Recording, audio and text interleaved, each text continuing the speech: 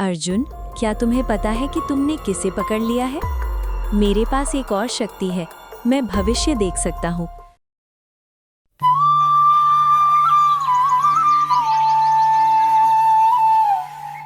ये कहानी एक छोटे से गांव में रहने वाले अर्जुन नाम के एक शिकारी से शुरू होती है।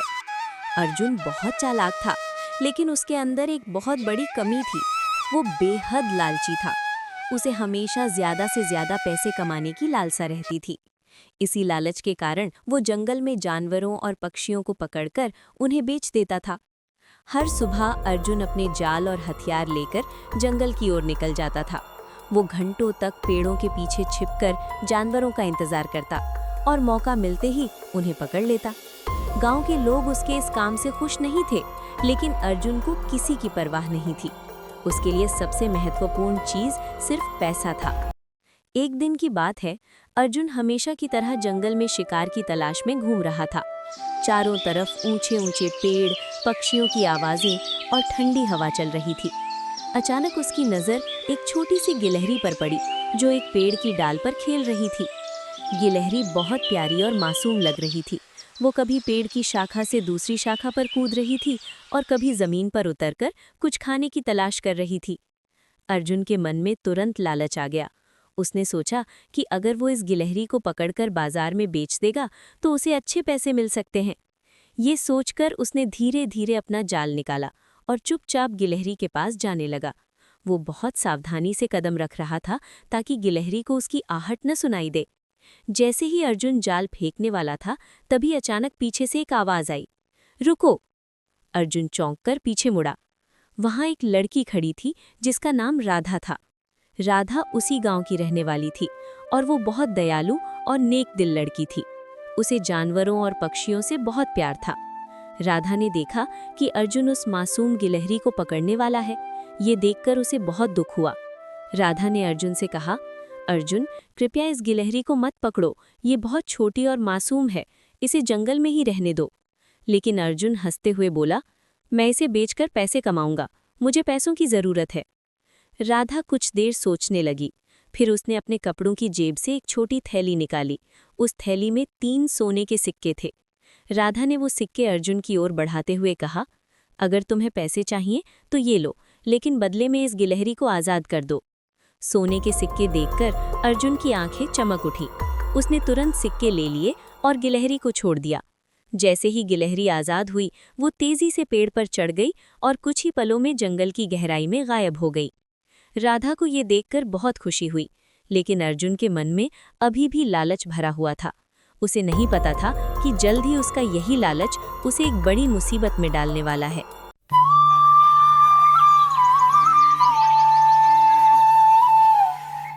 गिलहरी वाली घटना के कुछ दिनों बाद अर्जुन हमेशा की तरह जंगल के किनारे बैठा हुआ था। उसके मन में हमेशा की तरह पैसे कमाने के नए नए तरीके घूम रहे थे। वो सोच रहा था कि अगर उसे कोई खास और कीमती जानवर मिल जाए तो वो उसे पकड़कर बाजार में बेच सकता है और बहुत सारे सोने के सिक्के कमा सकता है। तभी वहां गांव के बुजुर्ग मोहन चाचा आकर बैठे। मोहन चाचा गांव के सबसे समझदार और अनुभवी लोगों में से एक थे। उन्होंने अपनी जिंदगी में बहुत कुछ देखा और सीखा था। गांव के लोग अक्सर उनसे सलाह लेने आते थे। मोहन चाचा ने अर्जुन को देखा और मुस्कुराते हुए बोले, क्या सोच रहे हो अर्जुन? आज बहुत चुप बैठे हो। अर्जुन बोला, कुछ नहीं चाचा, बस यही सोच रहा हूं कि ऐसा कौन सा शिकार मिले जिससे मुझे बहुत पैसा मिल सके। ये सुनकर मोहन चाचा थोड़ा गंभीर हो गए। उन्होंने कहा, पैसा ही सब कुछ नहीं होता अर्जुन, कभी कभी लालच इंसान को मुसीबत में भी डाल देता है। लेकिन अर्जुन को उनकी बातों में ज्यादा दिलचस्पी नहीं थी। वो तो बस किसी ऐसे शिकार के बारे में सुनना चाहता था जो बहुत कीमती हो। कुछ देर चुप रहने के बाद मोहन चाचा धीरे धीरे बोले, अगर तुम सच में कुछ अनोखा ढूंढ रहे हो तो मैं तुम्हें एक रहस्य बता सकता हूँ। अर्जुन तुरंत उत्सुक हो गया। वो आगे झुककर बोला, कौन सा रहस्य चाचा? मोहन चाचा ने इधर उधर देखा और फिर धीमी आवाज में कहा, इस जंगल के अंदर एक बहुत रहस्यमयी जगह है, वहाँ एक जादुई तोता रहता है। अर्जुन हैरान होकर बोला, जादुई तोता? मोहन चाचा ने सिर हिलाते हुए कहा, हाँ, वो साधारण तोता नहीं है, वो इंसानों की भाषा बोल सकता है और बहुत बुद्धिमान है। अर्जुन को ये सुनकर बहुत आश्चर्य हुआ। उसने तुरंत पूछा, आपको ये कैसे पता? मोहन चाचा कुछ पल के लिए पुराने दिनों को याद करने लगे। फिर उन्होंने कहा, कई साल पहले मैं इसी जंगल में लकड़ी लेने आया था। तभी अचानक मेरा सामना एक खतरनाक जंगली जानवर से हो गया। मैं बहुत डर गया था और मुझे लगा कि अब मेरी जान नहीं बचेगी। अर्जुन ध्यान से उनकी बात सुन रहा था। मोहन चाचा आगे बोले, उसी समय पेड़ पर बैठा वही जादुई तोता जोर जोर से चिल्लाने लगा। उसकी आवाज़ सुनकर पास के कुछ लोग वहां आ गए और उन्होंने उस जंगली जानवर को भगा दिया। अगर वो तोता आवाज़ न करता तो शायद आज मैं जिंदा न होता। ये सुनकर अर्जुन और भी हैरान हो गया। मोहन चाचा ने कहा, वो तोता बहुत समझदार और दयालु है, इसीलिए लोग उसे जादुई कहते हैं। लेकिन अर्जुन के मन में उस जादुई तोते की अच्छाई से ज्यादा एक और ही बात चल रही थी। वो मन ही मन सोचने लगा, अगर मैं उस जादुई तोते को पकड़ लूं तो लोग उसे देखने के लिए बहुत पैसे देंगे, शायद राजा भी उसे खरीदना चाहे। उसकी आंखों में फिर से लालच चमकने लगा। उसे ये बिल्कुल अंदाजा नहीं था कि उस जादुई तोते के पीछे जाना उसकी जिंदगी की सबसे बड़ी गलती साबित होने वाली है। लालच में पकड़ना। मोहन चाचा से जादुई तोते की कहानी सुनने के बाद अर्जुन के मन में एक ही बात घूमने लगी, पैसा। उसे उस जादुई तोते की अच्छाई या उसकी खासियत से कोई मतलब नहीं था। वो सिर्फ ये सोच रहा था कि अगर वो उस जादुई तोते को पकड़ लेगा तो उसे बाजार में बहुत ऊंचे दाम पर बेच सकता है। अर्जुन के मन में लालच इतना बढ़ गया कि उसने उसी समय फैसला कर लिया कि वो उस रहस्यमय जंगल में जाएगा और उस तोते को पकड़कर ही वापस लौटेगा।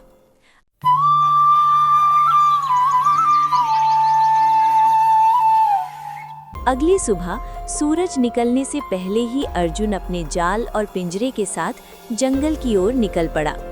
उसके चेहरे पर एक अजीब सी उत्सुकता और लालच साफ दिखाई दे रहा था। जंगल के अंदर जाते जाते पेड़ और घने होते जा रहे थे। चारों तरफ सन्नाटा था और सिर्फ पक्षियों की आवाज़ें सुनाई दे रही थीं। अर्जुन धीरे धीरे जंगल के उस हिस्से की ओर बढ़ रहा था जहां मोहन चाचा ने जादुई तोते के रहने की बात बताई थी। कुछ देर बाद अर्जुन एक बड़े और पुराने पेड़ के पास पहुंचा। तभी अचानक उसे पेड़ की ऊंची डाल पर एक सुंदर तोता दिखाई दिया। वो तोता बाकी तोतों से थोड़ा अलग लग रहा था।